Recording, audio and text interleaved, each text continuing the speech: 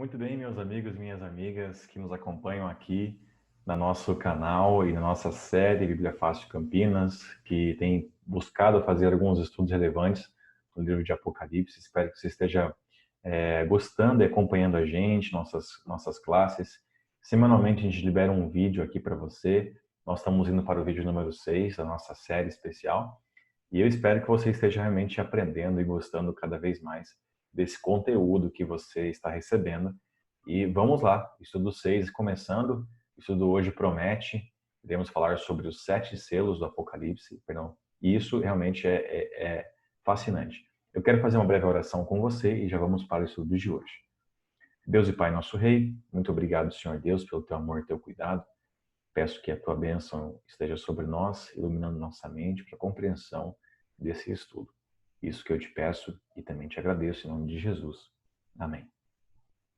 Muito bem. Quero agradecer mais uma vez a sua presença aqui com a gente. Se você gostar desse vídeo, dá um like aqui para a gente, compartilhe esse vídeo, escreva aqui nos comentários as suas dúvidas, suas conclusões, interaja com a gente o máximo possível e a gente vai caminhando rumo ao nosso 6º estudo da nossa série Bíblia Fácil Campinas, e faremos aqui então um estudo especial no livro de Apocalipse. Bom, como você talvez se lembra, faz um tempinho talvez que você viu o nosso último vídeo, mas no nosso último vídeo nós falamos sobre o capítulo 4 e 5 de Apocalipse.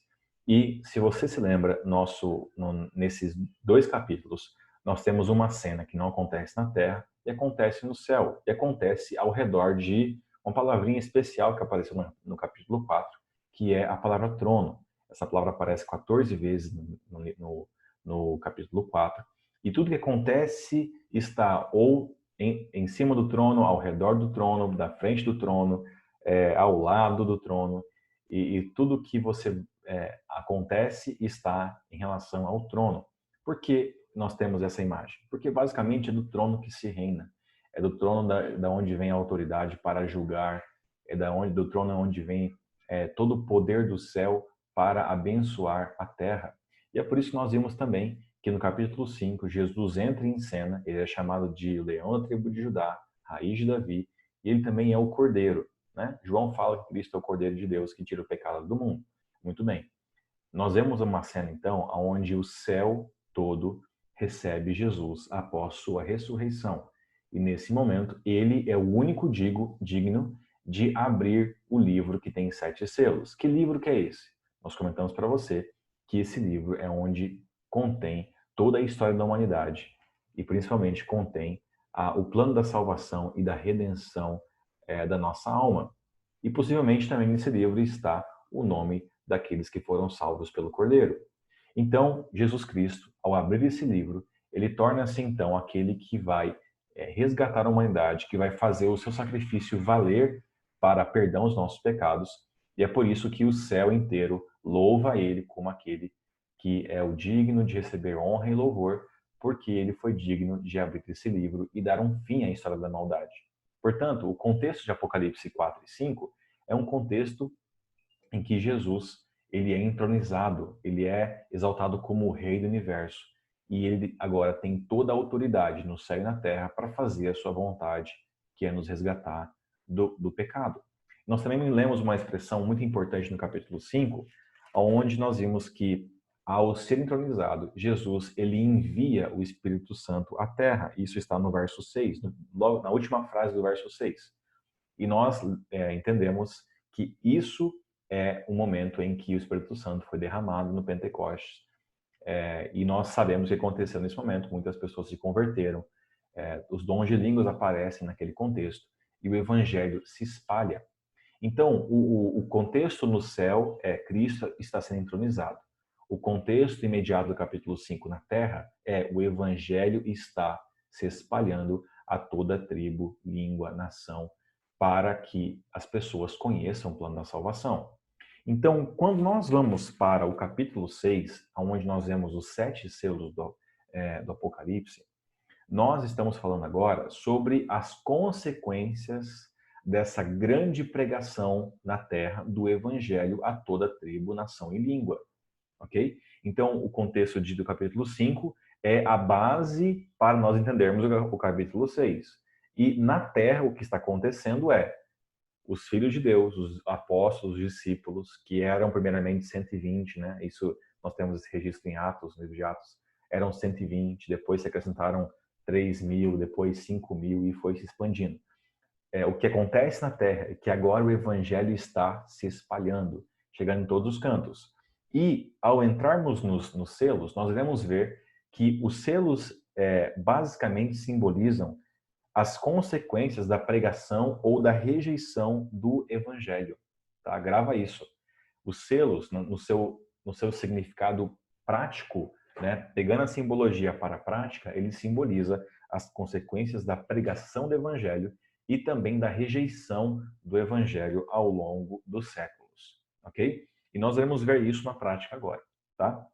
Vamos então para o primeiro selo. Apocalipse 6, verso 1 fala assim: Vi quando o Cordeiro abriu um dos selos, e ouvi um dos 4 seres viventes dizendo, como se fosse voz de trovão: Vem. Vi então, e eis um cavalo branco, e o seu cavaleiro com um arco. E foi-lhe dada uma coroa, e saiu vencendo para vencer. Você vai perceber que nas primeiras 4 selos, nós temos um paralelo entre eles. Os primeiros 4 selos são simbolizados por 4 cavalos diferentes com seus cavaleiros, ok? E depois nós temos os 3 últimos selos que não tem esse paralelo, mas também tem o seu significado particular. O grande ponto aqui é que o primeiro selo que nós vemos desse livro, né, maior, desse rolo maior, onde está a história da redenção, nós temos que o primeiro selo ele é simbolizado por um cavalo branco, tá? E, em outras palavras, a cor branca, como você já viu isso em outras circunstâncias, né? As vestes brancas, entre outras palavras, ela é um símbolo da salvação, tá? E a ideia de um cavalo aqui tem a ver, em outras palavras, né? Com o avanço de como o avanço de como está sendo espalhado o evangelho. E esse cavaleiro branco aqui, ele, em outras palavras, possui um arco, que é um símbolo de vitória, ou um símbolo de um guerreiro, né? E ele recebe uma coroa, e então esse cavaleiro, ele vai vencendo para vencer, né?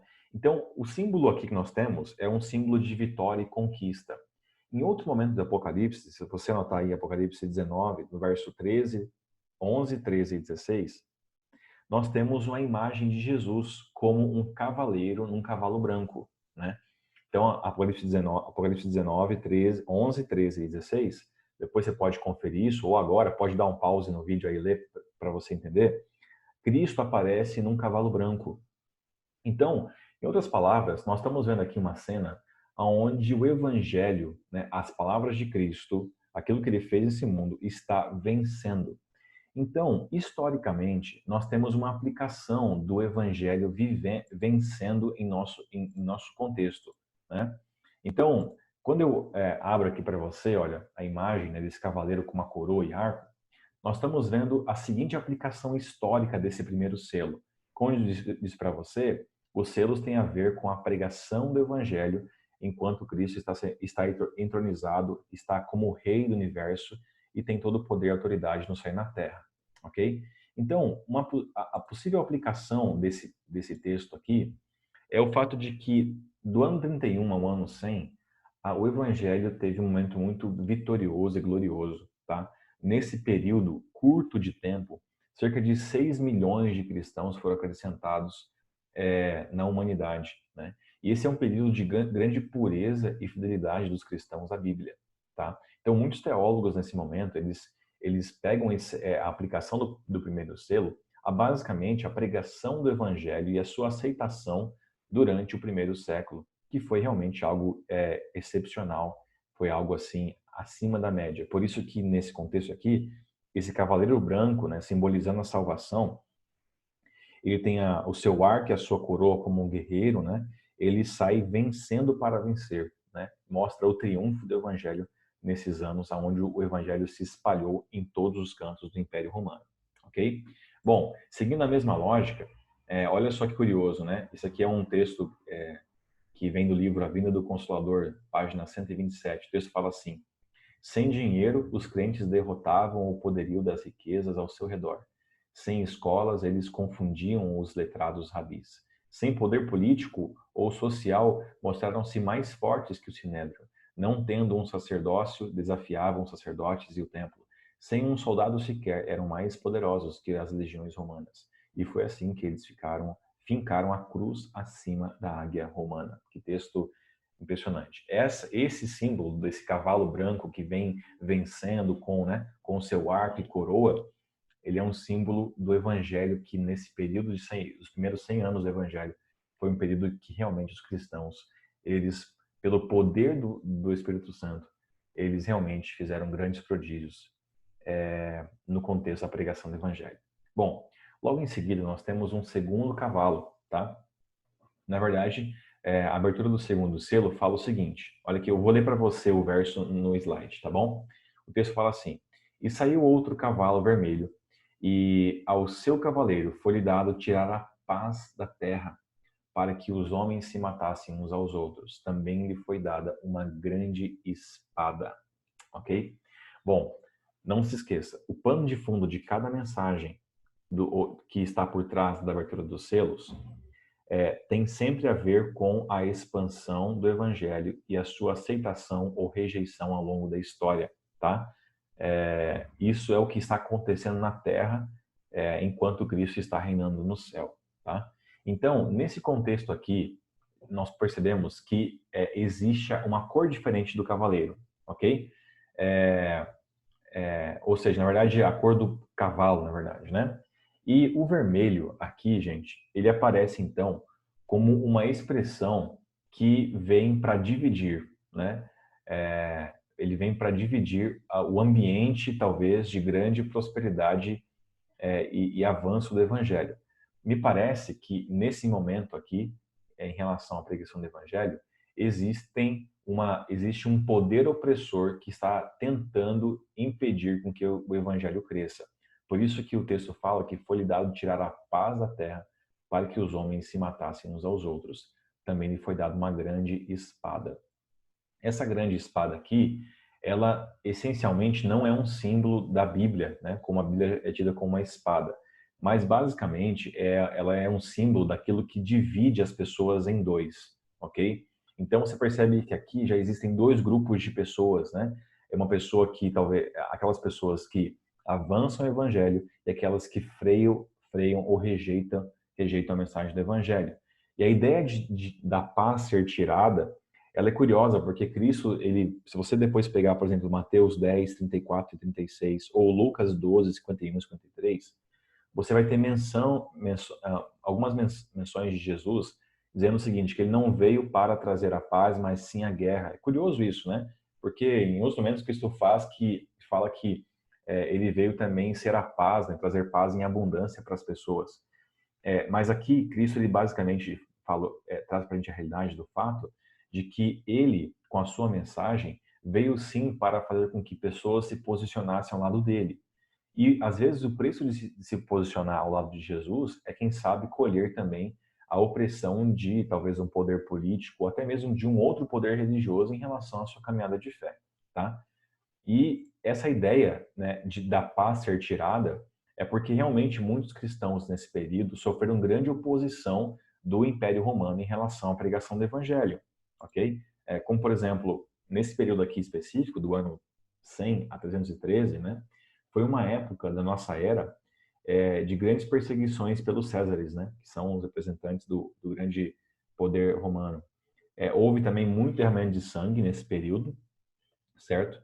E também muita discórdia, discussão e controvérsia dentro e fora da igreja, né? Nós até discutimos um pouco isso quando nós falamos sobre as 7 igrejas, né, ali do Apocalipse, onde houve um período, algumas igrejas foram intensamente perseguidas por confessar Jesus como seu Senhor e Salvador, e não a César como seu Senhor, né, e Rei naquele contexto. Então esse é um período da história cristã que houve uma grande realmente divisão interna e externa em relação aos cristãos, ok? Não é um período conhecido de maneira majoritária por ser um período de grande morte, tá, dos cristãos.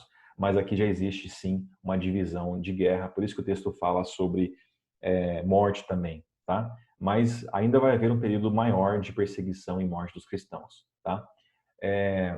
Deixa eu... Aqui, ó, olha que detalhe curioso, né? Muitos gregos, romanos e gentios começaram a entrar na igreja sem ter abandonado seus velhos costumes pagãos e doutrinas, e começaram a contaminar a pureza da doutrina que se mantivera durante o primeiro século. Essa citação aqui, ela nos dá para a gente uma ideia geral do que estava acontecendo na igreja do segundo e terceiro século, tá?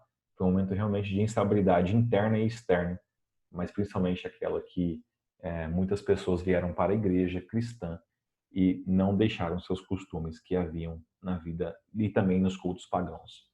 Bom, passando isso, nós vamos agora então para o terceiro selo. Eu espero que esteja indo numa velocidade boa para você entender, mas o terceiro selo fala assim, ó: quando abriu o terceiro selo, ouvi o terceiro ser vivente dizendo: vem. Então vi, e eis um cavalo preto, e o seu cavaleiro com uma balança na mão.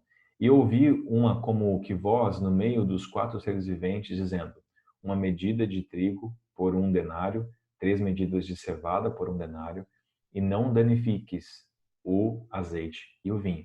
Bom, o que isso pode nos trazer, né, e significar? Deixa eu até voltar aqui um pouquinho a nossa tela, para a gente ter um pouco mais de contato aqui visual. Bom, a primeira coisa que aparece aqui, em comparação com os outros selos, é que esse cavaleiro aqui está num cavalo preto, né? A tradução da palavra aqui pode ser tanto preto como escuro, né, ou até trevas. E a ideia de trevas, no contexto bíblico, tem a ver com a ausência de luz. Então, a luz basicamente é onde o evangelho triunfa e trevas é onde o evangelho está sofrendo um ataque ou ausência. Então, a ideia da imagem de um cavaleiro preto para simbolizar o momento que o evangelho está vivendo, a pregação do evangelho está vivendo no mundo, é o fato de que esse é um período onde existe a ausência do evangelho. Por alguma razão histórica, que nós vamos já ver daqui a pouquinho, nós estamos vendo aqui a fome ou a escassez do evangelho nesse contexto histórico. Por isso que o texto aqui se refere a uma linguagem de mantimento, né, de alimentação. Por exemplo, essa linguagem aqui da balança na mão, ela tem a ver também com o peso e medida de alimentos. E aí logo em seguida o texto fala assim, que ele ouviu um ser vivente, né, João na visão, ele ouve a voz de um dos quatro seres viventes, dizendo assim: uma medida de trigo por 1 denário, 3 medidas de cevada por 1 denário, e não danifiques o azeite e o vinho. Bom, a ideia de uma medida de trigo por 1 denário, ela basicamente é o seguinte: uma medida de trigo, ela é a alimentação de uma pessoa para um dia, tá bom? Assim como também 3 medidas de cevada, ok? Então, aqui eles estão falando de uma refeição para uma pessoa durante um dia. Só que na época em que João escreve, você pagar 1 denário, que é o valor de um dia de trabalho, para ter um prato de comida, era algo absolutamente caríssimo, né? Aqui o valor está inflacionado.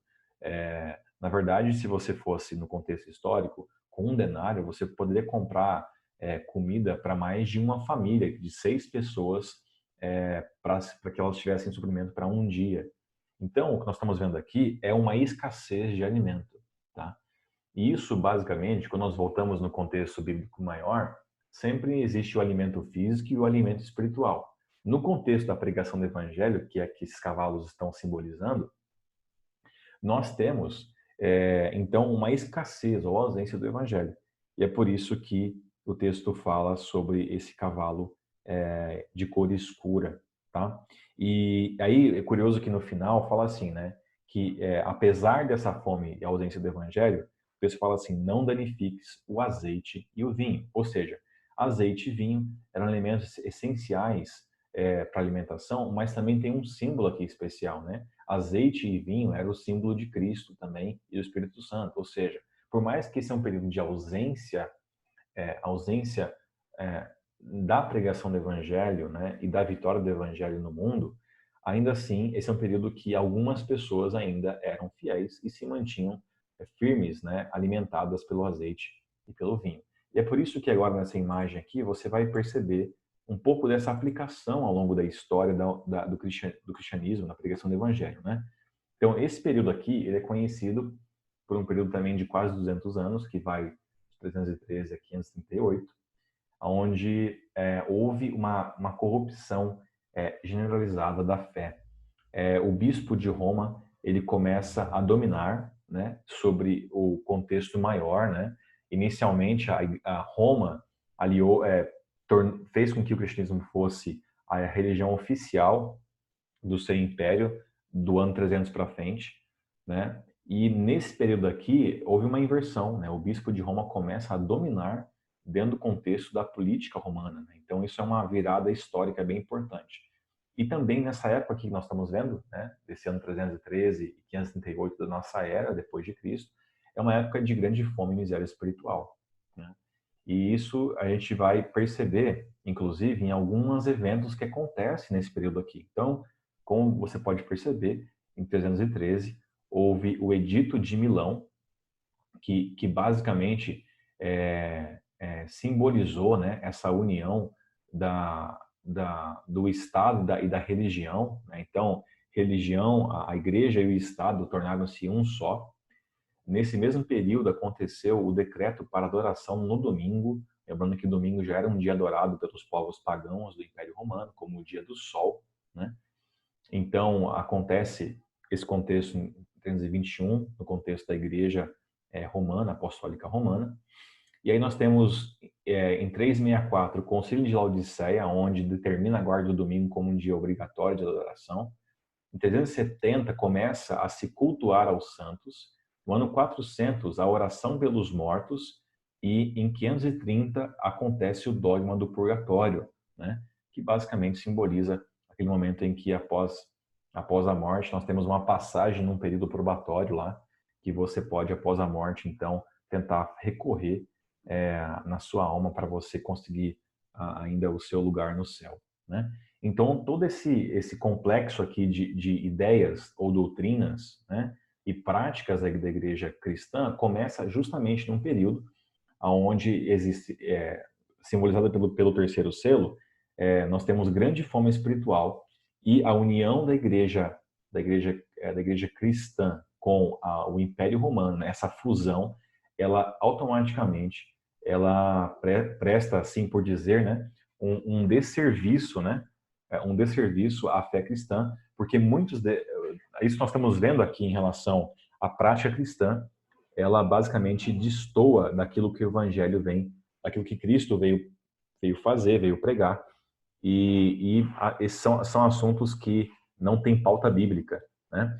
Então, esse é um período de grande fome espiritual. Bom, o nosso próximo selo aqui tem a ver com o quarto selo, que ainda é simbolizado por um cavalo. Esse é o quarto e último selo simbolizado por um cavalo, certo? Como você pode acompanhar aqui na imagem, tá? Vamos ler com a gente aqui esse texto. O texto fala assim: E olhei, e eis um cavalo amarelo, e o seu cavaleiro, sendo este chamado Morte. E o inferno o inferno o estava seguindo, e foi-lhe dada autoridade sobre a quarta parte da terra para matar a espada pela fome, com a mortandade, e por meios das feras e por meio das feras da terra. Bom, só na linguagem que você percebe aqui, você percebe que esse período da pregação do evangelho, que o quarto cavaleiro simboliza, né? E essa mensagem em si do quarto selo simboliza, você já percebe que já é uma linguagem bastante assim, parece que mais terrível, né? Mais talvez torturante do que a primeira, né? Porque, por exemplo, né? O cavalo amarelo, ele é chamado de morte, né? E o inferno o estava seguindo e lhe dada autoridade sobre a quarta parte da terra para matar a espada pela fome, com a mortandade e por meio das feras da terra. Então, assim, primeiramente, o amarelo aqui ele, no contexto maior bíblico, você percebe que essa cor, ela tende a simbolizar um estado de doença, tá? Até essa palavra aqui, ela pode ter essa expressão como amarelo ou até uma cor esverdeada, né? Que é a cor daquela doença que leva à morte, né? E esse cavalo aqui, chamado de morte, né, que o inferno estava seguindo, realmente mostra um contexto que o evangelho ele passa por um período de grande opressão, de grande treva e de grande insucesso na sua jornada, no seu papel de levar a salvação de Jesus à humanidade, né? E aqui o texto fala, né, sobre a ideia de que esse mesmo cavaleiro, né, ele tem esse poder de matar a espada pela fome, a mortandade e as feras da terra. Então, assim, isso tem uma aplicação histórica que eu quero mostrar aqui para vocês nesse próximo apresentação. Então, esse selo aqui, ele tem uma aplicação um pouco maior de tempo, né? Do ano 538 a 1517. Na história, nós chamamos isso da Idade das Trevas, né? Talvez um período um pouco menor, mas historicamente essa é uma idade de grande e profundo impacto negativo, né? No contexto social, no contexto da cultura, na medicina. Basicamente tudo aqui se estagnou, né? Se deteriorou. Muitas pessoas aqui ignorantes, sem acesso à formação, muito trabalho escravo, grandes perseguições. E esse aqui é um período que realmente houve uma degradação total da humanidade. E aqui a perseguição se intensifica aos que seguem a Bíblia, tá? Alguns historiadores dizem que cerca de 4 milhões de cristãos nesse período de mais ou menos 1000 anos foram perseguidos por não obedecer ao poder político e religioso romano que havia nesse período total, que houve desse domínio, né, desse império político e religioso da Igreja de Roma. Então, aqui, se você lembrar das mensagens que nós vimos lá, aqui de fato a Igreja estatal, né, ela tornou o seu próprio problema, né, porque alguns cristãos que eram fiéis à Bíblia, mas não eram fiéis às práticas, né, incorporadas da Igreja estatal romana, eles realmente eram perseguidos de morte. E isso realmente foi um período muito triste da história da humanidade. Então, por exemplo, em 998 instituiu-se o Dia dos Mortos, né, que nós temos inclusive até hoje, né, o Dia de Finados, se eu não me engano. Coisa que, na verdade, no contexto bíblico não faz nenhum sentido, né? Em 1184 foi instituída a Inquisição, né? E aqui realmente acontece uma grande perseguição no contexto religioso, aqueles que seguem fielmente a Bíblia. Nós temos em 1190 ao começo da venda das indulgências, tá? E aqui é onde começa a se vender terreno no céu, vender crucifixo de Pedro, vender a arcada dentária dos apóstolos. E aqui é onde começa toda esse sistema religioso, né, intensificado para realmente induzir pessoas ao erro. Em 1216 é instituída a confissão auricular, né? Então aqui é onde vem o confessionário, a ideia de confessar para um religioso seus pecados e não diretamente a Deus. Em 1229 é proibida a leitura da Bíblia. Então a própria leitura da Bíblia ela só é possível, na verdade, para os bispos de Roma, né? Aqueles que estão a caminho, né? A caminho desse processo religioso, e automaticamente não era na língua do povo, né? Sempre era em latim, as pregações nas missas eram em latim, o povo não entendia o que estava sendo dito. E em 1563, no Concílio de Trento, a tradição foi colocada acima da Bíblia, ok? Então isso aqui é um fato histórico, onde a própria história registra o fato de que a tradição da Igreja romana, né, a Igreja Apostólica Romana, ela introduz a tradição que até ali havia sido desenvolvida como algo maior do que aquilo que está escrito na Palavra de Deus.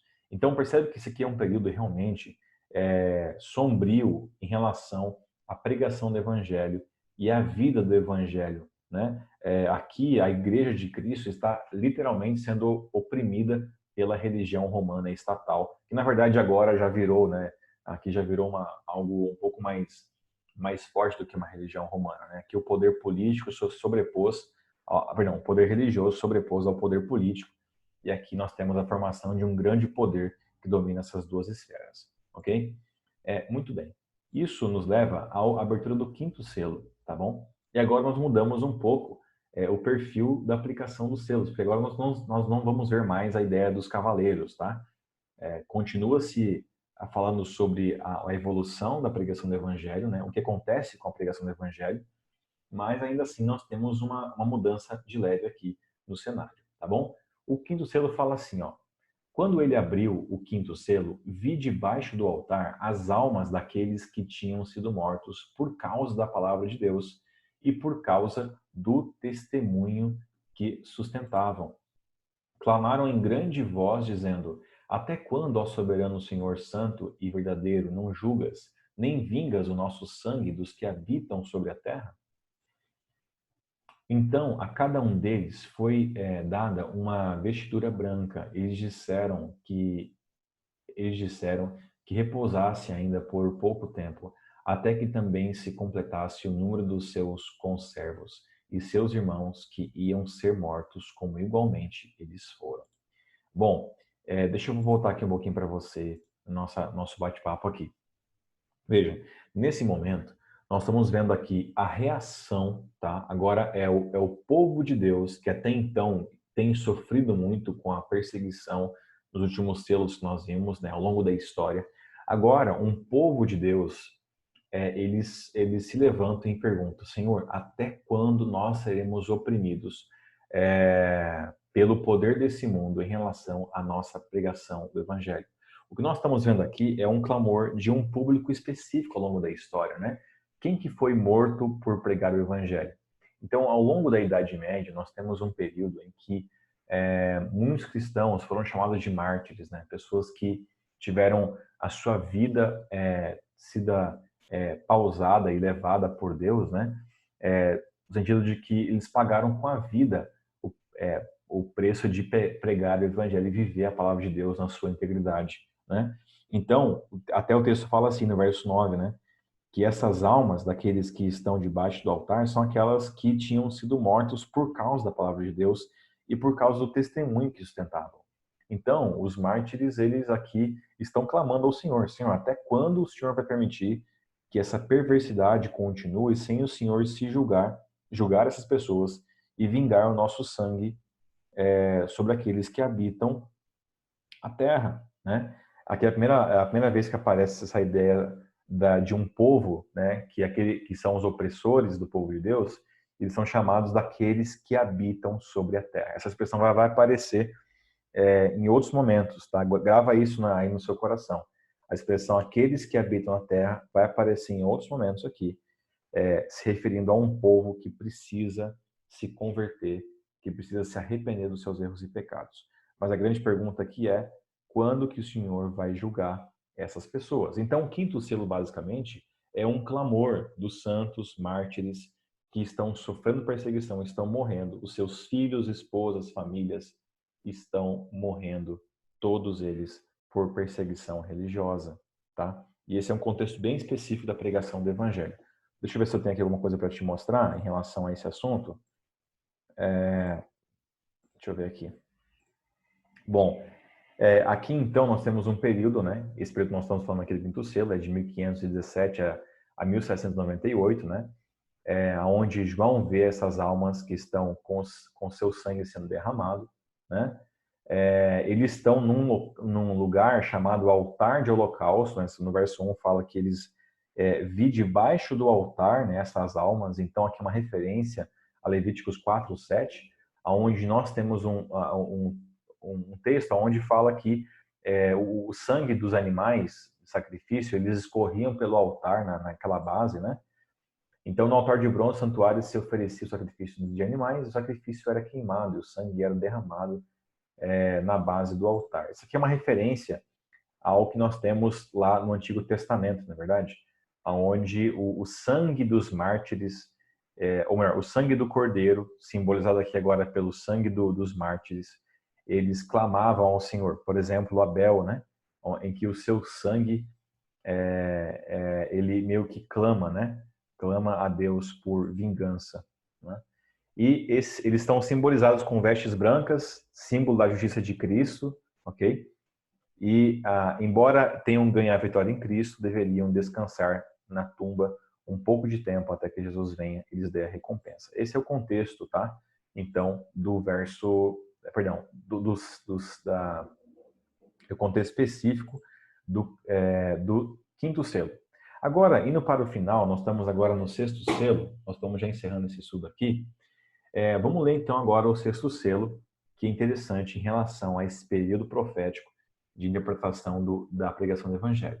No sexto selo nós temos a seguinte frase, né, o seguinte dito: vi quando o Cordeiro abriu o sexto selo. Lembrando que todos os selos são abertos pelo Cordeiro, porque ele está no céu, reinando e ministrando o seu Evangelho e os seus filhos fiéis aqui na terra. Não se esqueça dessa imagem do capítulo 5, tá?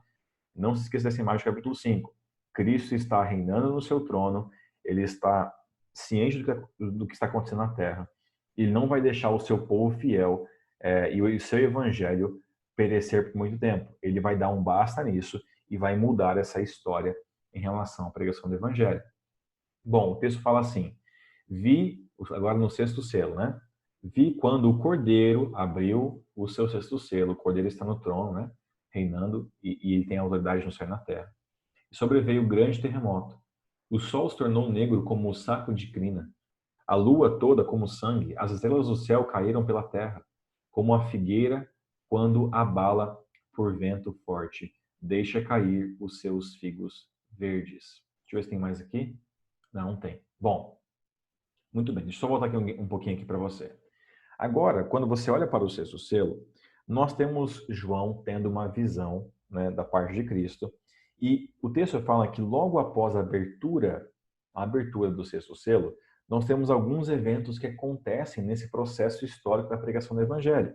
O texto fala de um sinal, dizendo que houve grande terremoto, o sol se tornou negro como saco de crina, a lua toda como sangue, e as estrelas do céu caíram pela terra como a figueira, quando abalada por vento forte, deixa cair os seus figos verdes, né? Então, essa expressão aqui que nós estamos vendo são sinais que mostram um momento específico da história da Terra e um momento em que o Evangelho ele vai ter agora uma reação nesse momento, e ele acontece após esses eventos aqui. Então, se você for na história, você vai perceber que em alguns momentos da história nós tivemos de fato esses eventos acontecendo. Eu acho que eu não tenho aqui, não, acho que eu tenho aqui, ó, quer ver, ó? Muitos eruditos bíblicos, ó, vou ler isso aqui para você, tá? Eu até anotei aqui. Muitos eruditos bíblicos associam esses pronúncios do tempo do fim com eventos específicos e notáveis ocorridos no século XVIII e XIX. O grande terremoto que aparece aqui em Apocalipse 12, perdão, Apocalipse 6, verso 12, o grande terremoto é o terremoto de Lisboa, que aconteceu em 1755. O dia escuro, que é o fato do sol tornar-se negro, né, aconteceu em 1780. E a famosa queda das estrelas aconteceu em 1833. Então, Apocalipse 6, 12 deixa claro que grandes catástrofes ainda ocorrerão antes do fim, tá? E esses eventos particulares que nós estamos vendo aqui, dentro do contexto de Apocalipse 6, verso 12, 13 e 14, falam sobre eventos talvez não globais que acontecem em todo mundo, mas eventos que acontecem em alguns pontos específicos do globo, aonde essa profecia aqui teve aplicação, sim, dentro do contexto do século XVIII e XIX. E esses eventos acontecem antes do que vai acontecer aqui no verso 15. Olha só o verso 15 de Apocalipse 6. Os reis da terra, os grandes, os comandantes, os ricos, os poderosos, e todo escravo e todo livre, se esconderam nas cavernas e nos penhascos dos montes, e disseram aos montes e aos rochedos: sobre nós, escondei-nos a face daquele que se assenta no trono e da ira do Cordeiro, porque chegou o grande dia da ira deles, e quem é que pode suster-se? Bom, nós estamos vendo aqui agora um contexto da pregação final do Evangelho. E a linguagem que nós vemos aqui é uma linguagem, inclusive, se você for para Mateus 24, verso 29 e 30, essa mesma imagem se repete, tá? Mateus 24 é um texto que mostra para a gente essa linguagem do tempo do fim, né? E a linguagem do tempo do fim, ela vem justamente num período em que o evangelho está sendo pregado a todo mundo, a todos os povos e nações, e após isso, após a pregação do evangelho, nós temos de fato o fim.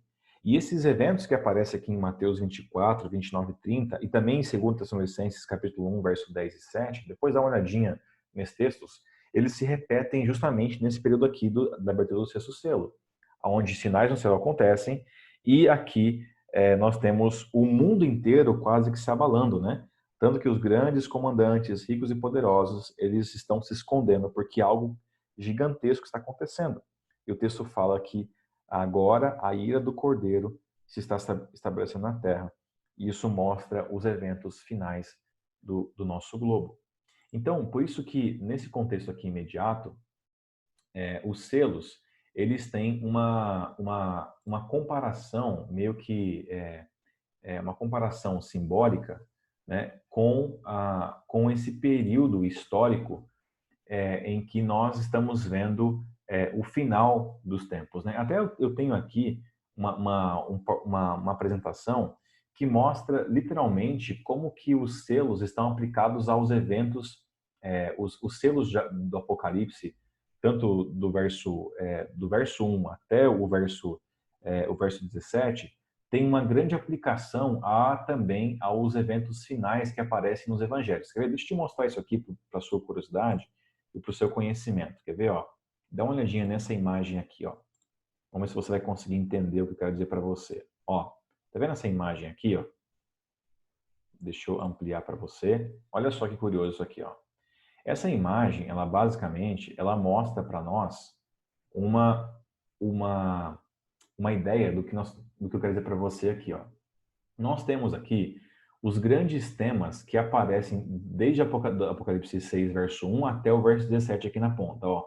Então, a pregação do evangelho, depois o segundo selo fala sobre guerra, o terceiro fala sobre fome, o quarto selo fala sobre nós temos aqui falando sobre pestes, perseguições, sinais no céu no sexto selo, lamentação das nações, e o sexto selo e o último selo, o sexto e o sétimo, falam um pouquinho sobre a segunda vinda de Jesus. Todos esses temas aqui gerais, que você está vendo no meu canto esquerdo aqui da palavra tema, eles estão não só nos selos, como também aparecem em aparecem nos textos de Mateus, Marcos e Lucas, que você está vendo aqui no meu canto direito, já nos evangelhos. E esses textos de Mateus, Marcos e Lucas são os textos apocalípticos que estão se referindo ao tempo do fim, ok? Então, todos os sinais que aparecem aqui na pregação do evangelho ao longo do capítulo 6 também aparecem nos textos apocalípticos ou nos textos que aparecem no contexto do fim, nos evangelhos, tá? Isso basicamente mostra esse paralelo que nós temos aqui, tá? Então, basicamente, quando nós vamos aqui deixa eu voltar aqui um pouquinho para você. Quando nós vamos aqui para o sexto selo, nós estamos vendo de fato a cena do tempo do fim, ok? E aqui, então, o sexto selo mostra a pregação do evangelho, que ela acontece agora em grande proporção, em grande expansão, no mundo todo, como nunca antes, logo após esses sinais no céu, para que então venha o Jesus Cristo, nosso Rei. E é isso, então, que vem agora acontecer, né? Deixa eu só agora, voltar aqui para você. É isso que vai acontecer agora, então, na virada do último selo, tá? E aí eu já encerro para você, né? Ó, só que é Mateus 24, 29, né? Logo em seguida, a tribulação naqueles dias, o sol escurecerá, a lua não dará a sua claridade. As estrelas do céu cairão do firmamento e os poderes do céu serão abalados. Então, que tribulação foi essa? Que tribulação foi essa que aconteceu nesses dias aqui? Bom, a tribulação é aquilo que eu te falei, a grande perseguição dos cristãos, onde nesse grande período do quarto e quinto selo, nós vemos muitos mártires morrendo, milhões e milhões de cristãos fiéis à Bíblia, e não fiéis à religião estatal, eles morrem nesse período. Então, logo após a tribulação, acontece o quê? O sol se escurece, a lua não dá a sua claridade, as estrelas caem do céu e os poderes do céu serão abalados. Muito bem, isso aqui você entendeu, né? Então, antes de abrir o sétimo selo, Jesus interrompe a profecia e dedica todo o capítulo 7 para explicar quem são os que serão salvos. Depois eu quero convidar você a ler o capítulo 7, porque entre o sexto e o sétimo selo tem uma pausa para falar aqueles que serão salvos, né? Até porque o sexto selo e o sétimo selo falam exatamente sobre essa parte final que tem a ver com a volta de Jesus. Então aí o capítulo 7 fala sobre aqueles que serão salvos. Quem são os salvos por Jesus? Depois leia atentamente o capítulo 7. Eu não vou entrar nele com detalhe, mas basicamente ele fala sobre aqueles que serão salvos, né? Por isso que o verso 17 do capítulo 6 fala assim, né? Porque chegou o grande dia da ira do Senhor. E aí a pergunta é, quem é que pode suster-se, né? Quem será salvo? Aí vem o capítulo 7 para nos dizer quem serão os salvos em nome de Jesus, né? E por fim, o último selo aqui, pessoal, aparece justamente no capítulo, quer ver, ó? Deixa eu passar aqui para você. O último selo está em Apocalipse 8, verso 1. O texto fala assim: quando o cordeiro abriu o sétimo selo, houve silêncio no céu por cerca de meia hora. Curiosamente, né? Esse aqui é um texto agora em que fala que houve silêncio no céu. E quando há silêncio no céu, é porque Cristo não está no seu trono, julgando ou fazendo o seu propósito eterno na pregação do evangelho aqui nesse mundo, ok? Então, a ideia de silêncio no céu tem justamente a ver com essa ausência, ok? Com essa ausência de Cristo no céu.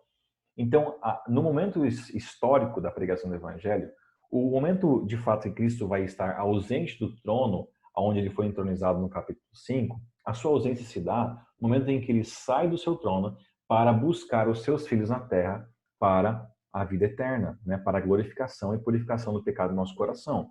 Então, automaticamente, na sequência da pregação do evangelho, nós temos o fato de que Cristo está ausente do céu quando ele vem buscar os seus filhos na terra para a salvação na sua segunda vinda. E o texto fala que esse período de silêncio no céu demora cerca de quanto tempo aqui, pessoal? Demora meia hora. Curiosamente, pessoal, eu agora quero encerrar aqui. Curiosamente, na Bíblia nós temos um princípio chamado princípio dia-ano para a interpretação profética, tá? Então, o que simboliza esse período que nós vemos aqui, ó, de meia hora? Meia hora, né? É metade de uma hora, óbvio, né? O texto fala assim, por exemplo, em Números 14, 34, fala assim: segundo o número dos dias em que espiaste a terra, 40 dias cada dia representando um ano. Levareis sobre vós as vossas iniquidades 40 anos e tereis experiência do meu desagrado. Curiosamente, você vê não só esse texto de Números, mas como outros textos na Bíblia, até Pedro fala isso, né? Que para Deus um dia é como um ano, né? E um ano como um dia, enfim. Nós temos basicamente essa ideia de que para cada dia representado é um ano. Bom, se um dia é equivalente a um ano no contexto de Deus e na aplicação profética, né? Quanto seria meia hora? Bom, aqui eu fiz uma tabelinha para você, ó. Eu não, na verdade, eu achei esse.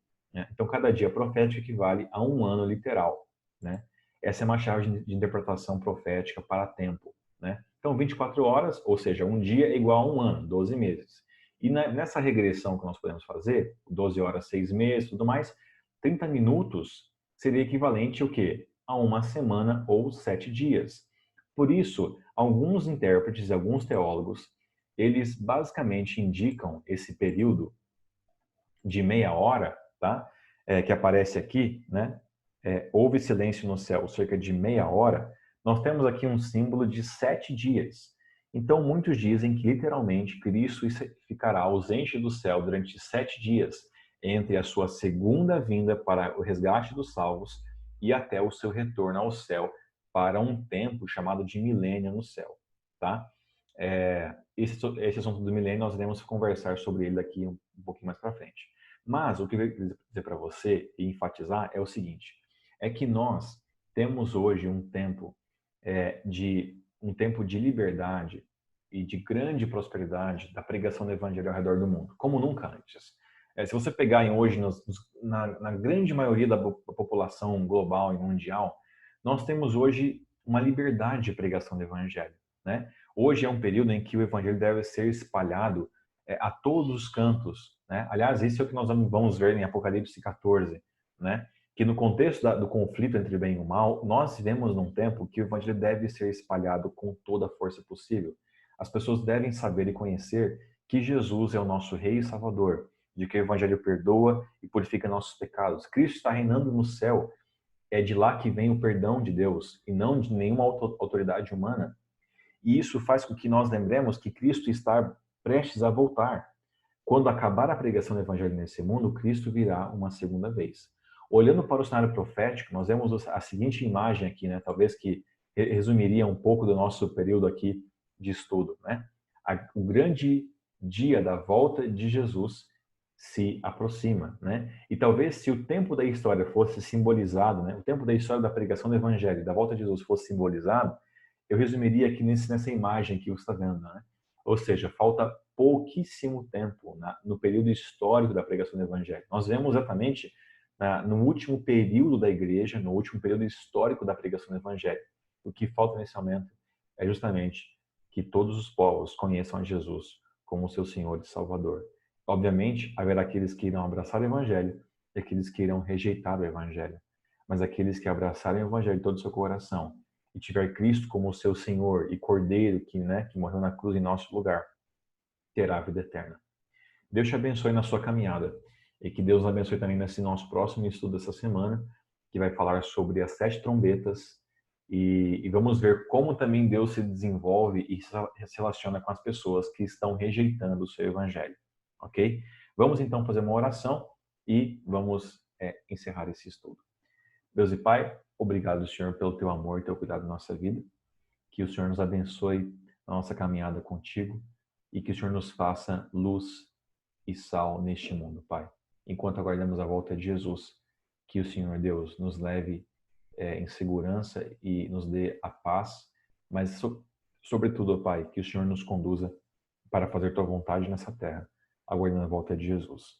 Abençoe, Deus, a tua pregação do Evangelho, o poder do Evangelho aqui nesse mundo. Nos use conforme tua vontade. Isso nós pedimos e oramos em nome de Jesus. Amém, Pai. Pessoal, Deus abençoe cada um de vocês. Eu espero que você tenha tido uma ótima aula, uma ótima experiência aqui nesse momento. E se surgir alguma dúvida, alguma observação, algum detalhe, pode contactar a gente aqui pelo WhatsApp nosso, ou inclusive pelas nossas redes sociais, ou até mesmo aqui no nosso chat, tá bom? E vamos que vamos, a gente está caminhando junto aí. Deixa eu só te fazer aqui uma último convite. Nós iremos iniciar nessa próxima quinta-feira, às 20 horas, não por mim, mas por um outro professor e pastor, uma nova classe de estudos gerais da Bíblia, tá? Você pode acessar isso ou no nossas páginas na rede social do Facebook, né? Que vai ser um estudo focado nos grandes temas da Bíblia, e todas as quintas às 20 horas ao vivo pelo Facebook você pode conferir essa outra classe com outro professor, mas também sempre focado nos grandes temas da Bíblia. E é uma nova série que vai começar aqui para você que mora em Campinas e você também que nos assiste aí ao redor do Brasil. Deus abençoe vocês, tá? Para mais informação você pode depois contactar a gente pelas nossas redes sociais e a gente vai caminhar junto. Um grande abraço para você, Deus te abençoe e a gente se encontra numa próxima. Um abraço.